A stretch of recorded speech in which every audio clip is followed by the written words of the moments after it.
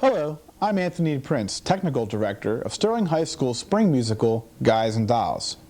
This year's musical will take place on April 2nd, 3rd, and 4th at 8 p.m. in the Sterling High School Auditorium. There will also be a special matinee at 2 p.m. on Saturday, April 4th.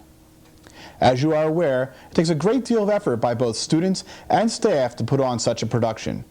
Let's meet some of the staff members that are involved in this year's musical. I'm here with Mr. Patrick in the chorus room getting ready with some of the sets and painting some of the signs that are going to be in Guys and Dolls. Mr. Patrick, what are you working on right now?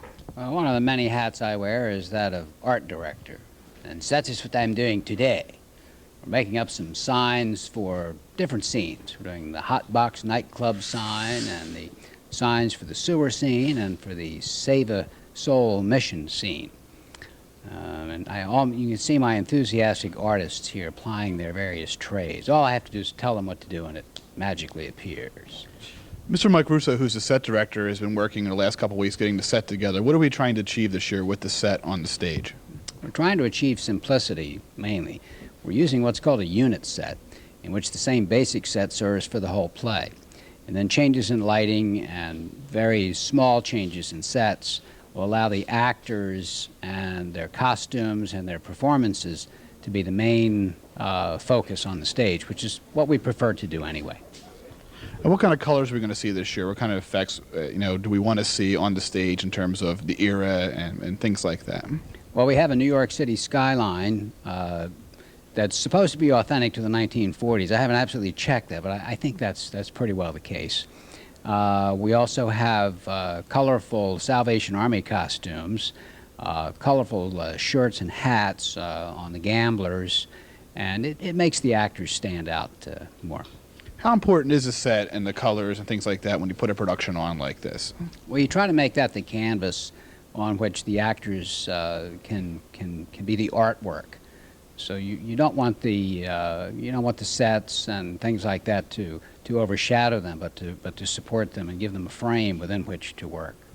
And when you get the students ready, how many weeks before the show do you select the cast, and how long does it take to really get the cast ready to go on for a production like this? We have our auditions about 3 months before showtime, so that people have time to study their scripts and learn their music, so that we can, in reasonable rehearsal hours during the week, have plenty of time to get the show together.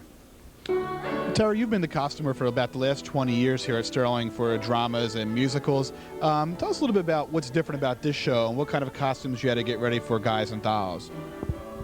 Well, just by sheer numbers this year, it's a lot more. We have at least 3 or 4 big dance numbers with 18 girls, and the Havana number has 5 guys and 5 girls. So it's a lot of work, but we're continuing the Sterling tradition of providing our own costumes, renting as little as possible. In fact, in this show, the only rentals will be the Salvation Army uniforms. I'm here with Mr. George Makis, choreographer and music director for Guys and Dolls. George, tell me a little bit about the play, musical Guys and Dolls, and maybe a little bit about the history and, how famous it is, things like that. The show, it's generally considered to be a Broadway staple. It was recently revived on Broadway. It was planned and put together around 1948 and actually opened on Broadway, I believe, in 1952. It was written by Frank Lesser, who wrote both the words and the music, which is kind of an odd situation for most Broadway composers. He wrote a lot of other shows, including Most Happy Fella and Charlie's Aunt, I think, which starred Jack Benny. Did a lot of shows. He also, the woman who played Miss Sarah in the original Broadway show eventually became his wife, Jo Serling. And they had a long association together. Frank Lesser also wrote a lot of other tunes, most famous probably being Baby It's Cold Outside. And the original show starred Vivian Blaine as Adelaide, and most people aren't aware of it, but Alan Alda's father, Robert Alda, played the original Sky Masterson on Broadway. The movie, which I don't feel was nearly quite as good as the show, did manage to get most of the original Broadway cast, so we have some of those performances on film, but the editing of the movie and the way MGM put it together, I think, kind of did some damage to the intent of the original script. How hard is it? I mean, this is actually, you know, obviously we know now it's a very famous musical and a very famous production. I mean, how hard is it for the students to learn these parts? Are these difficult parts to learn musically and you know, lines? I would say musically, the show is not very difficult, not tremendously difficult. Dramatically, these characters are based on people that Damon Runyon, who actually wrote the stories upon which the show is based. These are actually based on real people that Damon Runyon knew. Damon Runyon was a newspaper man in New York during the 1920s and the 1930s and 40s. And he wrote a number of short stories, which Frank Lesser took and blended into this particular show. So the characters actually are based on real people, although they're somewhat caricatures of real people, but the emotions are real, and the love interests and the stories in that, they have a kind of a ringing true aspect to them. You're also the choreographer for the show. What kind of choreography are people likely to see in this? Is it something difficult or interesting? What's people going to see? So do we all. I hope it's interesting. There's a very athletic guys number involving the crapshooters dance that takes place in the second act. There's two really rather cute and lively numbers that the girls do, Bushel and a Peck and Take Back Your Mink, one in the first act, one in the second act.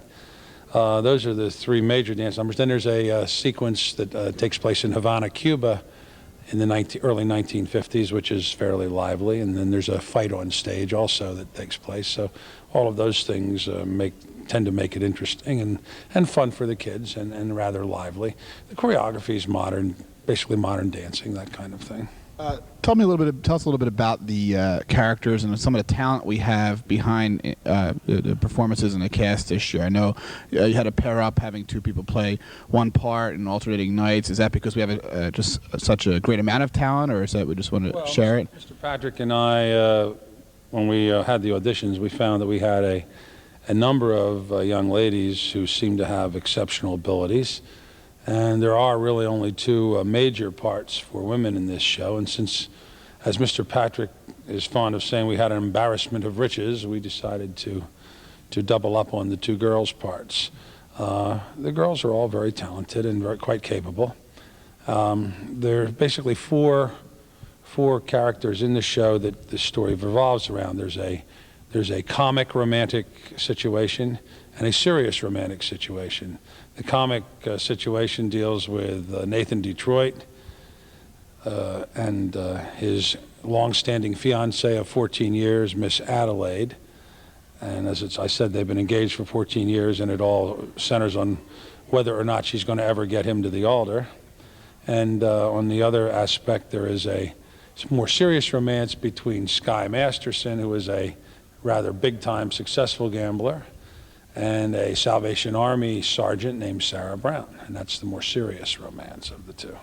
Well, I'm here with Mr. Mike Russo, a member of our technology education department and our set designer and builder for this year's production. Mike, tell us a little bit about what you've done so far in preparing for the set and building it. Okay. What we did, the first thing we did was design the set. We came up with an idea for Guys and Dolls, and we decided we would use platform framing. So what we did was we constructed this layer look of a platform with curves, kind of make it a more smooth, inviting set. We put together a little trellis here for a tropical scene. We have our pipes over here that we put together for the sewer scene, and we have the skyline background elevated 2 feet off the ground for our skyline. Okay, Mike, how long did it take you to build this set, and do the students get involved in it? Yes, the students do get involved. My Woods and Plastics classes are involved, and my Technology Student Association students are involved. To build a set like this, it takes about 3 weeks of time in the evenings and on Saturdays. The students come in on Saturdays, and some of my students in class constructed some of the platforms here. Basically, it's just screws, plywood, and 1/4-inch Luan to create this, along with the elevated platforms. How do you come up with the design of the set? I know you work with Mr. Mackis and Mr. Patrick and myself, but I mean, how do you come up with the final design? Is it do you design it all first, or do you just, as you're building, you figure out what you're going to do? What's the best way to do it? Well, we designed it first. We came up with an idea that we wanted, and then we came up with 2 or 3 rough drafts. Once they were approved by Mr. Mackis and Dan Patrick and Tony, we decided to go ahead with the construction. Many Sterling students try out for the spring musical, and those who are selected are notified before the Christmas holidays. Immediately following the Christmas holidays in January, the students begin rehearsals for the spring musical in April. Let's meet some of those cast members. Kenny plays the part of Benny Southstreet, one of the other main characters in this year's production of Guys and Dolls. Kenny, tell me a little bit about Benny Southstreet. Benny is Nathan's best friend. They do everything together. They stick together through it all. Benny helps him find a place to have the gambling crap game at. They also dodge the police together, and he protects Nathan in like a big fight and everything. He's like his main ace, his pal. And how hard of a character is it to play Benny? I mean, what did you have to do to prepare for it? Benny isn't really that hard of a character. Like, he's a lot like me. He's a fun guy. He likes to dance. He's just out there having fun and hanging around with his pal Nathan, which is kind of like what we do in real life anyway, but it's pretty cool. You're a senior this year. You've performed in almost every production here at Sterling since you've been a freshman. What are your future plans? Actually, I'm going to school to be a doctor, but I am going to still do theater as my minor. So hopefully if anything happens, then I'll put my doctor degree on hold and go with theater. But my ambitions are actually to be a doctor. Great. Dave plays the character of Nicely Johnson in Guys and Dolls. Dave, tell me a little bit about the character of Nicely. He's mainly the comic relief. He's always eating something, usually celery, something of that sort. He's always walking on stage with something to eat. He says a lot of funny things. He's always on stage with Benny Southstreet and Nathan Detroit. They're more or less like the 3 main guys. How hard of a character was it to prepare for? I mean, what did you do to prepare for this character? It was pretty easy. Usually Mr. Patrick gives me the comedy parts. Like, usually I'm the person who says the funny things, does the stupid stuff, the normal. Do you like playing that kind of character? Yeah, that's my favorite kind of thing. I don't think I could really play a serious character because I'm just like the comedy kind of guy. I like to say, everybody's always laughing at me. I'm always saying stupid things like that. You're a senior this year, correct? What are your plans next year? Probably go to Camden County for theater and speech, just a minor degree for 2 years, and then from there I'm not really sure, maybe switch to a 4-year college to maybe get a bigger degree in that, or possibly go to culinary school, something along those lines. Great, thank you. One of the main characters in Guys and Dolls is Sarah. Sarah this year at Sterling High School is played by both Janine Gilbert and Karen Mann. Karen, tell me a little bit about the character of Sarah. Sarah is a missionary, and she's very strict in her morals and has everything set. And then when Sky comes in, he kind of changes it all.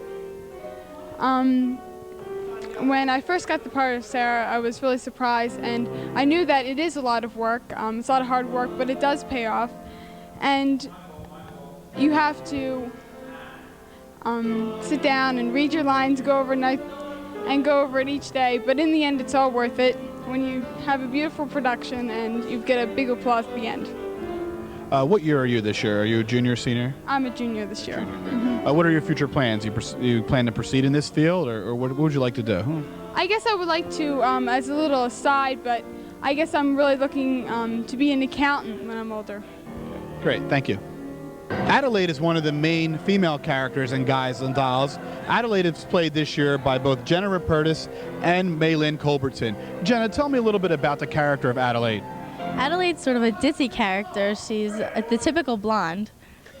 Basically, she's just, really in love with Nathan, and she really just, all she wants is to be with him, and that's mainly it. And she worries about everything that's, girlish, and that's it. Maylin, how difficult was it to prepare for the character of Adelaide? Well, it was kind of hard because you have to learn how to do a voice for it because she's, like Jenna said, she's a ditz, so she kind of talks like it. And it was hard to learn how to sing in the voice and everything. Plus, you have to deal with the fact that she has a cold the whole play, so you have to kind of work that into your voice. So that was mostly the only thing you had to prepare for. Jenna, why don't you give us a sample of what that voice sounds like?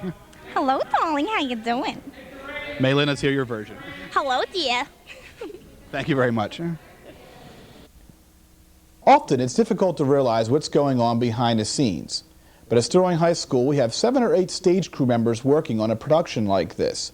Let's meet 2 of them right now. Okay, Mike, we're back in the projection booth where we control all of our stage lighting and microphones and wireless mics and compression mics for our stage and for our house.